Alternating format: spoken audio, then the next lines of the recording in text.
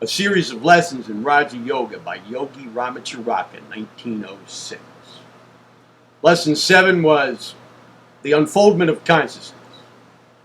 This is lesson 8, the highlands and lowlands of mind. The self of each of us has a vehicle of expression which we call the mind, but which vehicle is much larger and far more complex than we are apt to realize. As a writer has said, our self is greater than we know. It has peaks above and lowlands below the plateau of our conscious experience. That which we know as the conscious mind is not the soul.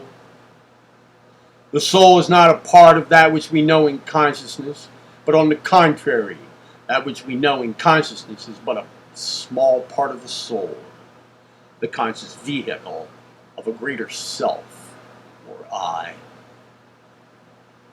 The yogis have always taught that the mind has many planes of manifestation and action, and that many of its planes operated above and below the plane of consciousness.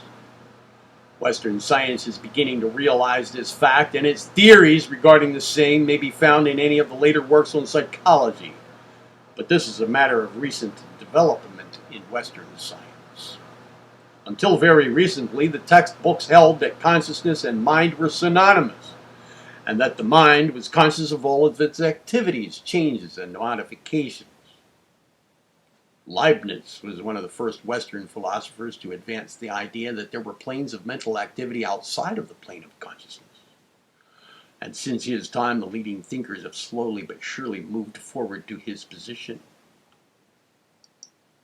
At the present time, it is generally conceded that at least 90% of our mental operations take place in the out-of-conscious realm. Professor Elmer Gates, the well-known scientist, has said, quote, at least 90% of our mental life is subconscious. If you will analyze your mental operations, you will find that conscious thinking is never a continual line of consciousness, but a series of conscious data with great intervals of subconscious. We sit and try to solve a problem and fail. We walk around, we try again, and fail. Suddenly, an idea dawns that leads to the solution of the problem. The subconscious processes were at work. We do not volitionally create our own thinking. It takes place in us. We are more or less passive recipients.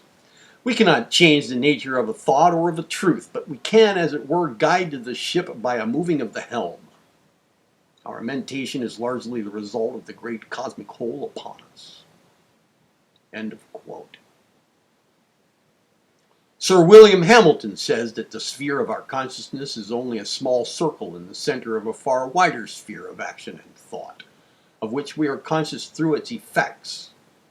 And Taine says, outside of a little luminous circle lies a large ring of twilight, and beyond this an indefinite night.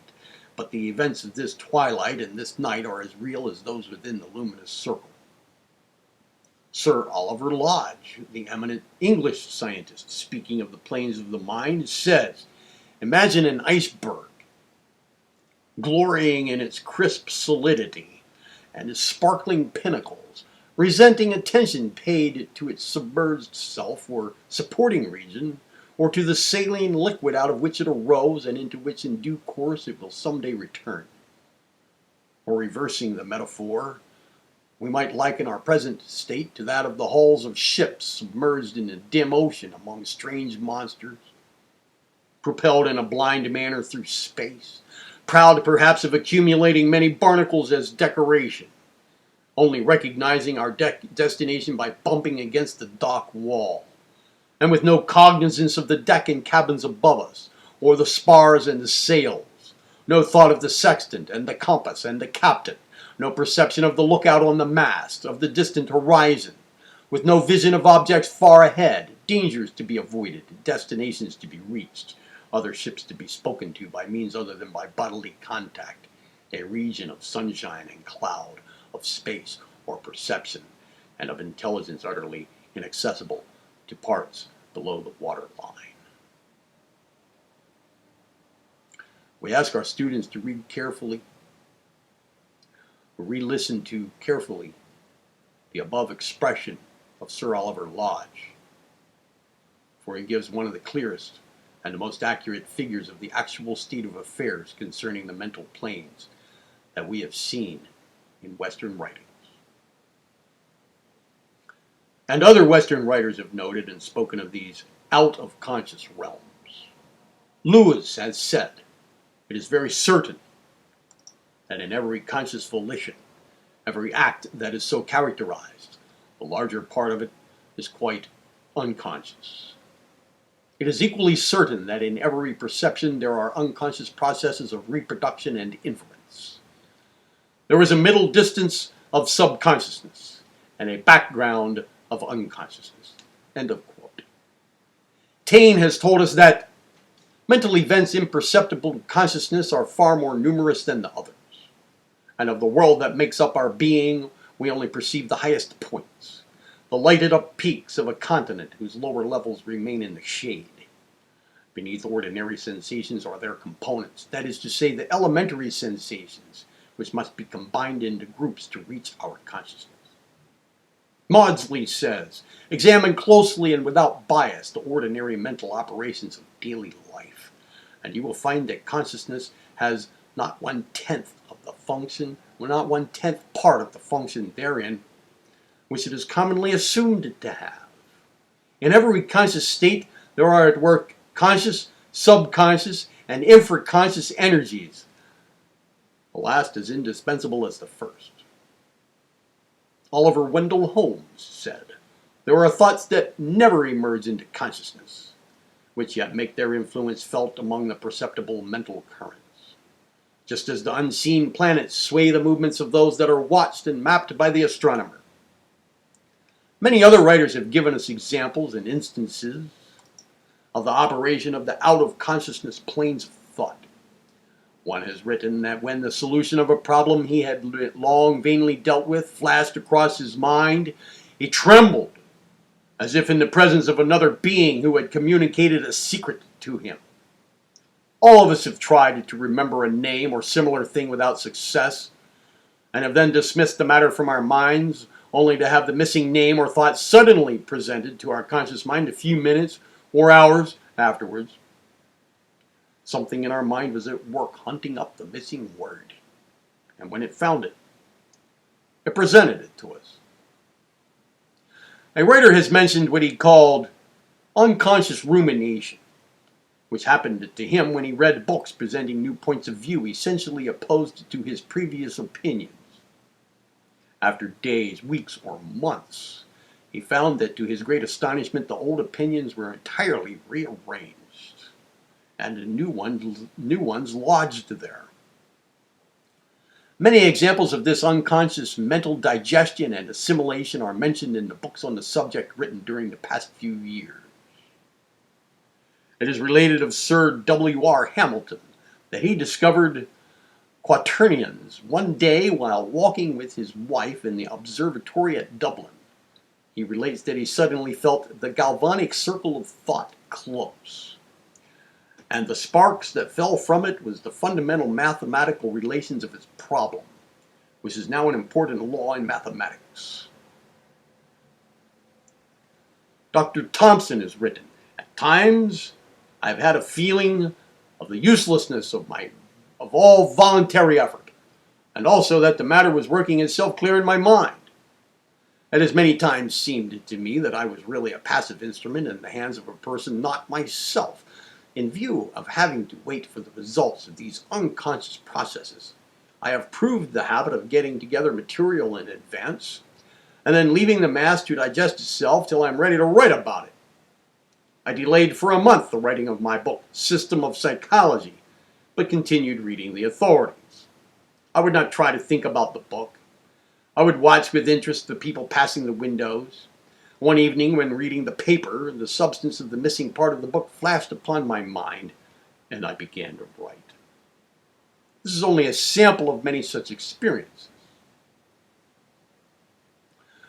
Berthelot, the founder of synthetic chemistry, has said that the experiments leading to his wonderful discoveries have never been the result of carefully followed trains of thought, of pure reasoning processes, but have come of themselves, so to speak, from the clear sky.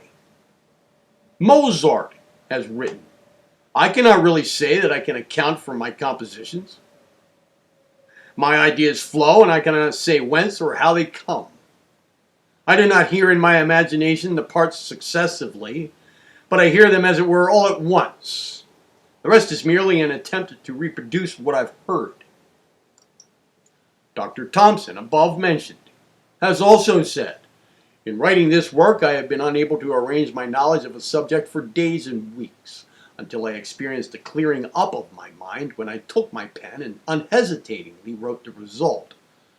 I have best accomplished this by leading the conscious mind as far away as possible from the subject upon which I was writing." Professor Barrett says, "The mysteriousness of our being is not confined to subtle physiological processes which we have in common with all animal life. There are higher and more capacious powers wrapped up in our human personality, and are expressed even by what we know of consciousness, will, or reason. There are supernormal and transcendental powers of which at present we only catch occasional glimpses. And behind and beyond the supernormal there are fathomless abysses, the divine ground of the soul, the ultimate reality of which our consciousness is but the reflection or faint perception. Into such lofty themes I do not propose to enter. They must be forever beyond the scope of human inquiry, nor is it possible within the limits of this paper to give any adequate conception of those mysterious regions of our complex personality which are open to, and beginning to be disclosed by, scientific investigation." Reverend Dr. Andrew Murray has written, "Deeper down than where the soul with its consciousness can enter, there is spirit matter linking man with God, and deeper down than the mind and feelings or will, in the unseen depths of the hidden life, there dwells the Spirit of God." This testimony is remarkable, coming from that source, for it corroborates and reiterates the Yogi teachings of the indwelling Spirit. Schofield has written, "Our conscious mind, as compared with the unconscious mind, has been likened to the visible spectrum of the sun's rays, as compared to the invisible part which stretches indefinitely on either side. We know now that the chief part of heat comes from the ultra-red rays that show no light, and the main part of the chemical changes in the vegetable world are the results of the ultraviolet rays at the other end of the spectrum, which are equally invisible to the eye, and are recognized only by their potent effects.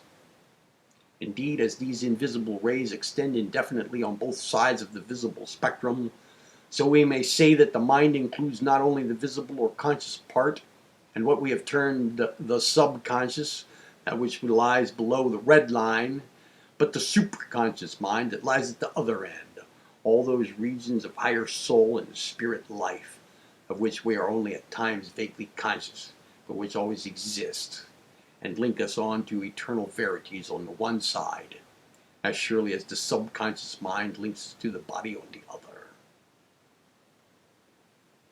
We know that our students will appreciate the above testimony of Dr. Schofield, for it is directly in the line of our teachings in the Yogi philosophy regarding the planes of mind that have been outlined and discussed in another work, the 14 Lessons in Yogi Philosophy. We feel justified in quoting further from Dr. Schofield, for he voices in the strongest manner that which the Yogi philosophy teaches as fundamental truths regarding the mind. Dr. Schofield is an English writer on psychology, and so far as we know has no tendency toward occultism, his views having been arrived at by careful scientific study and investigation along the lines of Western psychology, which renders his testimony all the more valuable, showing as it does how the human mind will instinctively find its way to the truth, even if it has to blaze a new trail through the woods, departing from the beaten tracks of other minds around it, which lack the courage or enterprise to strike out for themselves. Dr. Schofield writes, "The mind indeed reaches all the way, and while on one hand it is inspired by the Almighty, on the other it energizes the body, all whose purpose of life it originates." We may call the superconscious mind the sphere of the spirit life, and the subconscious the sphere of the body life, and the conscious mind the middle region where both meet. Well, continuing, Dr. Schofield says, "The Spirit of God is said to dwell in believers, and yet, as we have seen, his presence is not the subject of direct consciousness. We would include, therefore, in the supraconscious all such spiritual ideals, together with conscience, the voice of God, as we may say, as Max Muller calls it, which is surely a half-conscious faculty. Moreover, the supraconscious, like the subconscious, is, as we have said, best apprehended when the conscious mind is not active. Visions, meditations, prayers, and even dreams have been undoubtedly occasions of spiritual revelations, and many instances may be adduced as illustrations of the workings of the spirit apart from the action of reason or mind. The truth apparently is that the mind as a whole is an unconscious state.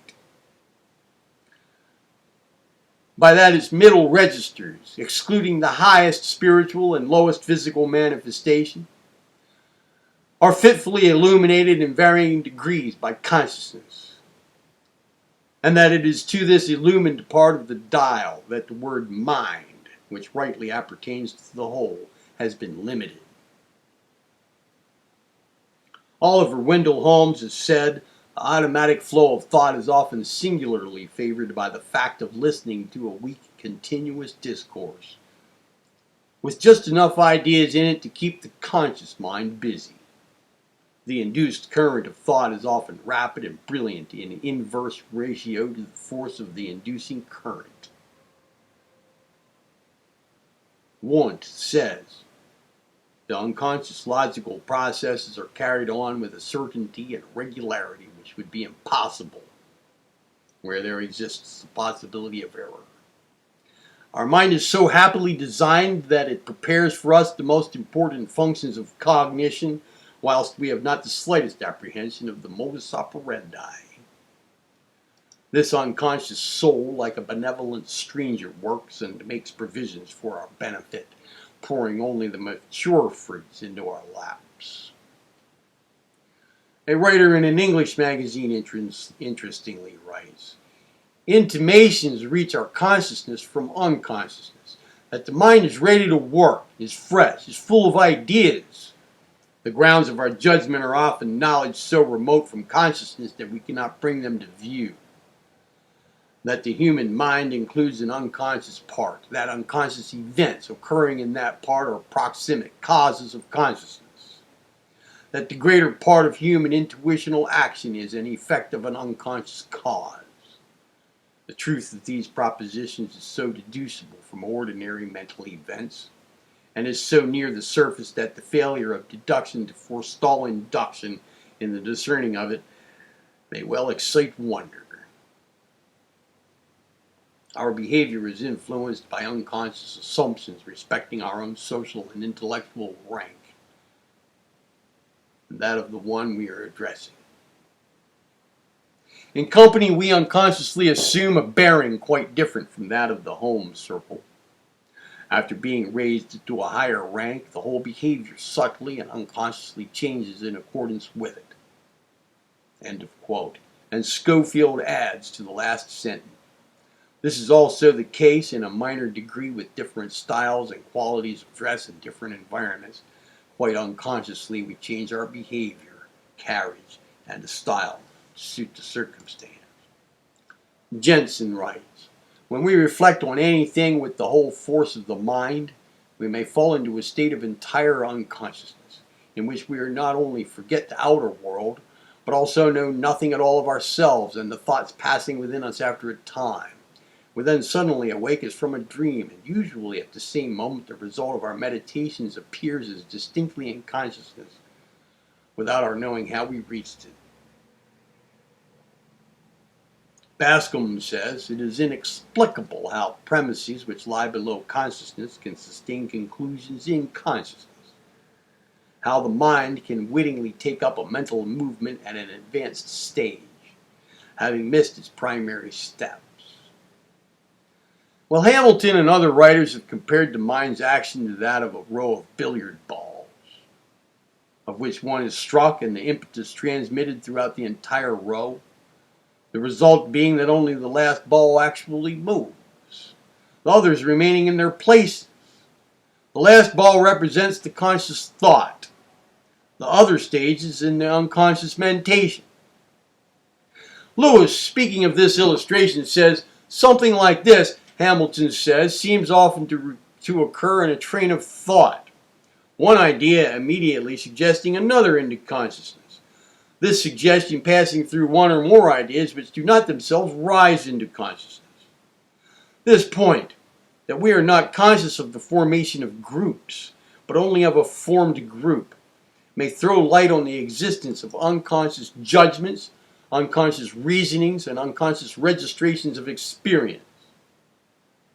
Many writers have related the process by which the unconscious mentation emerges gradually into the field of consciousness, and the discomfort attending the process.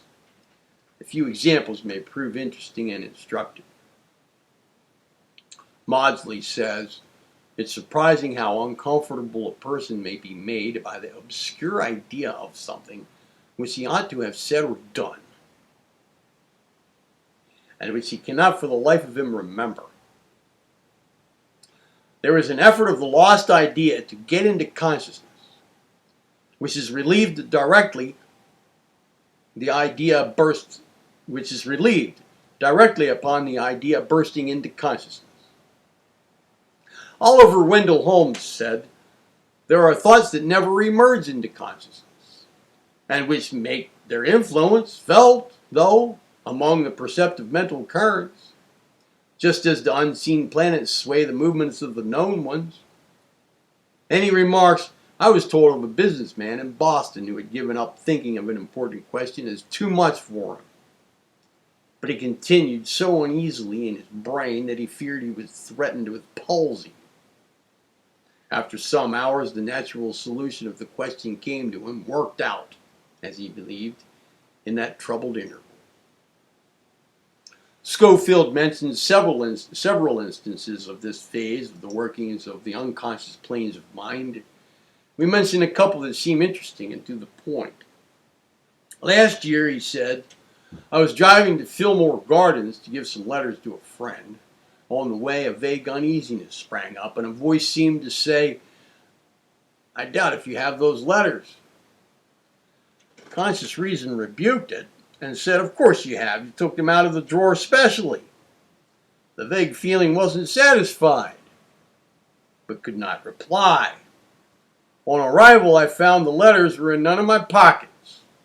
On returning, I found them on the hall table, where they had been placed a moment, while putting on my gloves. The other day I had to go see a patient in Folkestone in Shakespeare Terrace. I got there very late. Schofield continues. I did not stay, but drove down to the pavilion for the night, it being dark and rainy. Next morning at 11 I walked up to find the house, knowing the general direction, though never having walked there before.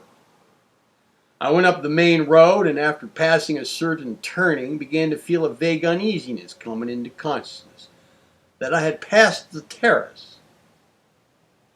On asking the way, I found that it was so, and the turning was there the uneasiness began.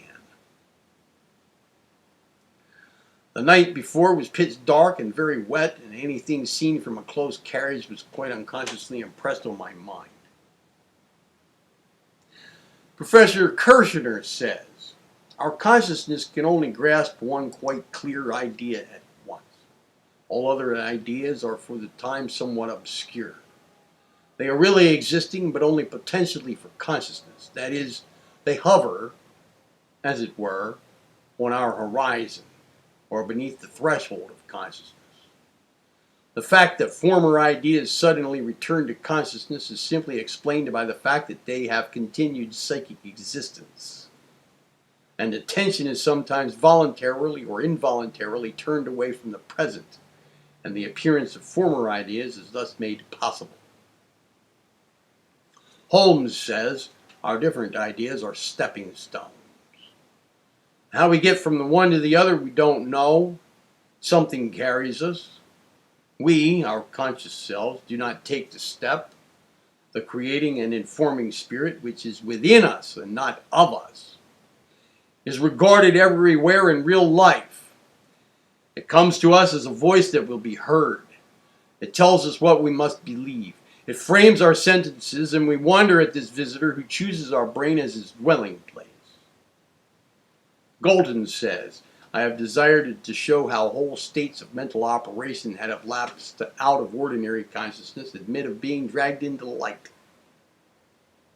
Montgomery, we are constantly aware that feelings emerge unsolicited by any previous mental state, directly from the dark womb of unconsciousness. Indeed, all our most vivid feelings are thus mystically derived. Suddenly, a new, irrelevant, unwilled, unlooked-for presence intrudes itself into consciousness. Some inscrutable power causes it to rise and enter the mental presence as a sensorial constituent. If this vivid dependence on unconscious forces has to be conjectured with regard to the most vivid mental occurrences, how much more must such a sustaining foundation be postulated for those faint revivals of previous sensations that so largely assist in making up our complex mental presence. Sir Benjamin Brodie says, it has often happened to me to have accumulated a store of facts, but to have been able to proceed no further.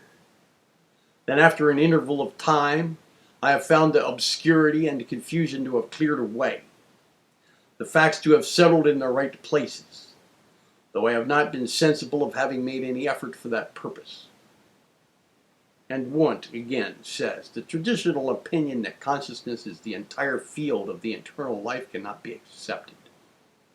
In consciousness, psychic acts are very distinct from one another, and observation itself necessarily conducts to unity in psychology. But the agent of this unity is outside of consciousness, which knows only the result of the work done in the unknown laboratory beneath it. Suddenly, a new thought springs into being. Ultimate analysis of psychic processes shows the unconscious is the theater of the most important mental phenomena. The conscious is always conditional upon the unconscious. And Creighton, to continue, says, our conscious life is the sum of these entrances and exits. Behind the scenes, as we infer, there lies a vast reserve which we call the unconscious, finding a name for it by the simple device of prefixing the negative article. The basis of all that lies behind the scene is the mere negative of consciousness. And Maudsley, returning to Maudsley, says, the process of reasoning adds nothing to knowledge in the reasoner. It only displays what was there before, and it brings to conscious possession what before was unconscious. And again, mind can do its work without knowing it. Consciousness is the light that lightens the process, not the agent that accomplishes it. Wallstein says, it's through the subconscious self that Shakespeare must have perceived, without effort, great truths which are hidden from the conscious mind of the student, that Phidias painted marble and bronze, that Raphael painted Madonnas, and Beethoven composed symphonies. And Ribot says, the mind receives from experience certain data, and elaborates them unconsciously by laws peculiar to itself, and the result merges into consciousness. Newman says, when the unaccustomed causes surprise, we do not perceive the thing and then feel the surprise. The surprise comes first. And then we search out the cause. So the theory must have acted on the unconscious mind to create the feeling before being perceived in consciousness. A writer in an English magazine says, of what transcendent importance is the fact that the unconscious part of the mind bears to the conscious part such a relation as the magic lantern bears to the luminous disk which it projects.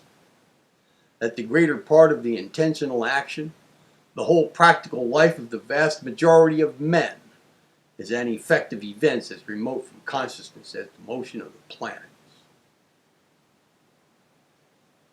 Schofield says, it's quite true that the range of the unconscious mind must necessarily remain indefinite. None can say how high or low it may reach. As to how far the unconscious powers of life that, as has been said, can make eggs and feathers out of Indian corn and milk and beef and mutton out of grass, are to be considered within or beyond the lowest limits of unconscious mind, we do not therefore here press. It is enough to establish the fact of its existence, to point out its more important features, to show that in all respects it is as worthy of being called mind as that which works in consciousness. We therefore return to our first definition of mind, as the sum of psychic action in us, whether conscious or unconscious. Well, our attention is called to a very important fact in what Hartman says. The unconscious does not fall ill. The unconscious does not grow weary. But all conscious mental activity becomes fatigued. Immanuel Kant said, to have ideas and yet not be conscious of them. Therein seems to lie a contradiction. However, we may still be immediately aware of holding an idea, though we are not directly conscious of it. Maudsley says, it may seem paradoxical to assert not merely that ideas may exist in the mind without any consciousness of them, but that an idea or a train of associated ideas may be quickened into action and actuate movements without itself being attended to. When an idea disappears from consciousness, it does not necessarily disappear entirely. It may remain latent below the horizon of consciousness.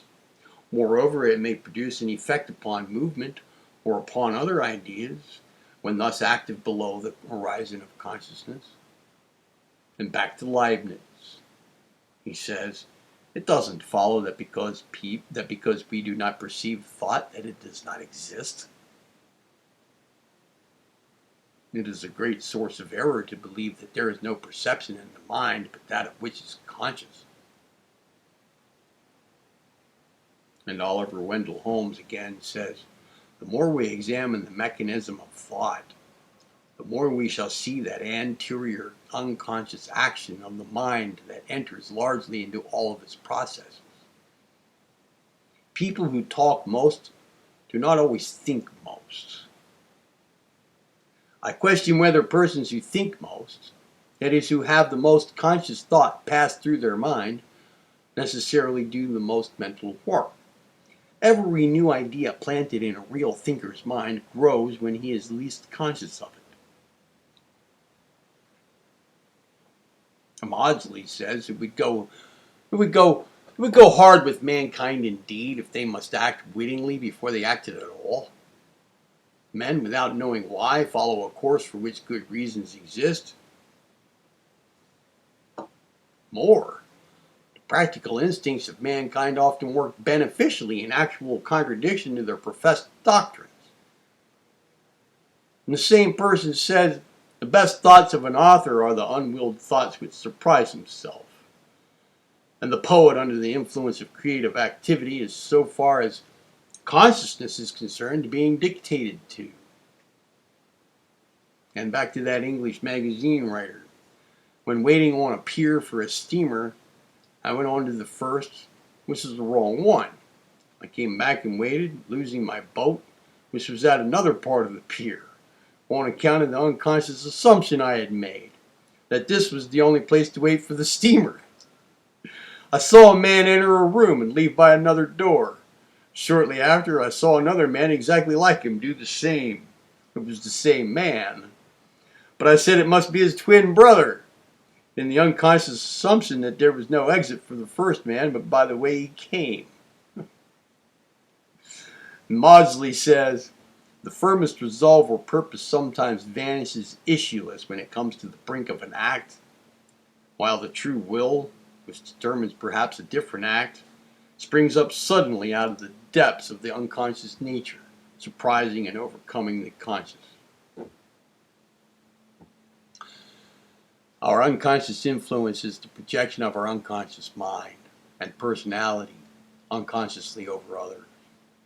This acts unconsciously on their unconscious centers, producing effects in character and conduct recognized in consciousness. For instance, the entrance of a good man into a room where foul language is used will unconsciously modify and purify the tone of the whole room. Our minds cast shadows of which we are as unconscious as those cast by our bodies, but which affect for good or evil all who unconsciously pass within their range. This is a matter of daily experience and is common to all, though more noticeably with strong personalities.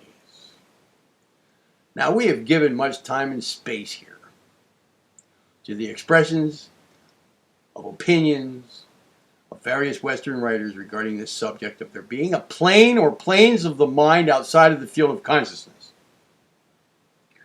We have given space to this valuable testimony, much space, not alone because of its intrinsic value and merit, but because we wish to impress upon the minds of our students that these out-of-conscious planes of mind are now being recognized by the best authorities in the Western world. Although it has been only a few years back when the idea was laughed at as ridiculous, as a mere dream of the Orientalists. Well, each writer quoted has brought out some interesting and valuable point of the subject, and the student will find that his own experiences corroborate the points cited by these several writers. In this way, we think that the matter will be made plainer and will become fixed in the mind of those who are studying this course of lessons. But we must caution our students from hastily adopting the several theories of the Western writers advanced during the past few years regarding these out-of-conscious states. The trouble has been that the Western writers, dazzled by the view of the subconscious planes of mentation that suddenly burst upon the Western thought, hastily adopted certain theories, you see, which they felt would account for all the phenomena known as psychic, and which they thought would fully account for all the problems of the subject. These writers, while doing a most valuable work, which has helped thousands to form new ideas regarding the nature and workings of the mind, nevertheless did not sufficiently explore the nature of the problem before them. A little study of the Oriental philosophies might have saved them and their readers much confusion. For instance,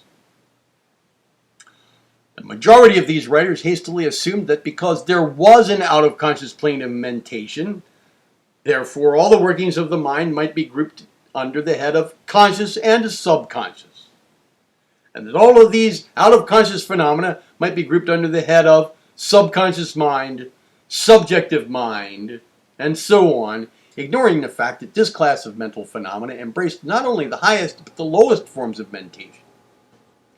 In their newly found mind, which they called subjective or subconscious, they placed the lowest traits and animal passions, insane impulses, delusions, bigotry, animal-like intelligence, and so on, as well as the inspiration of the poet and the musician, and the high spiritual longings and feelings that one recognizes as having come from the higher regions of the soul. This mistake was a natural one, and at first reading, the Western world was taken by storm and accepted the new ideas and theories as truth. But when reflection came and analysis was applied, there arose a feeling of disappointment and dissatisfaction, and people began to feel that there was something lacking. They intuitively recognized that their higher inspirations and intuitions came from a different part of the mind than the lower emotions, passions, and other subconscious feelings and instincts. A glance at the Oriental philosophies will give one the key to the problem at once. The Oriental teachers have always held that the conscious mentation was but a small fraction of the entire volume of thought. But they have always taught that just as there was a field of mentation below consciousness, So there was a field of mentation above consciousness, as much higher than intellect as the other was lower than it.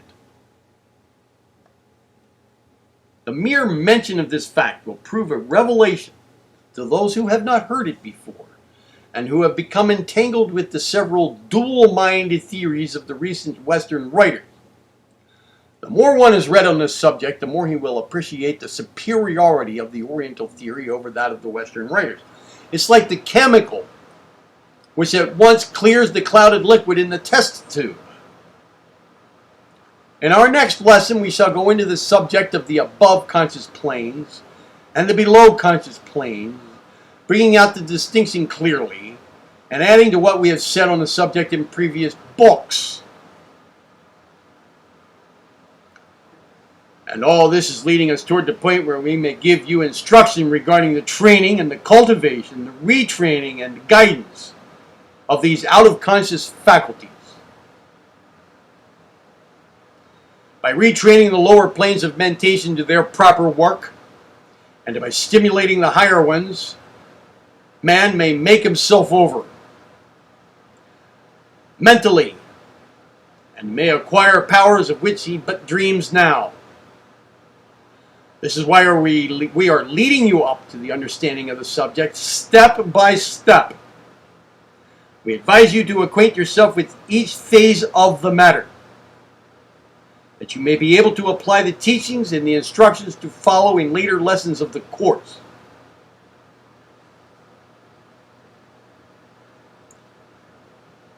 Mantra or affirmation for this lesson.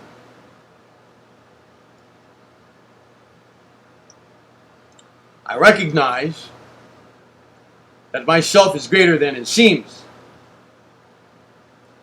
That above and below consciousness are planes of mind. That just as there are lower planes of mind which belong to my past experience in ages past and over which I must now assert my mastery, so are there planes of mind into which I am unfolding gradually, which will bring me wisdom and power and joy. I am myself in the midst of this mental world. I am the master of my mind. I assert my control of its lower phases, and I demand of its higher all that it has in store for me. The next lesson will be the mental plane.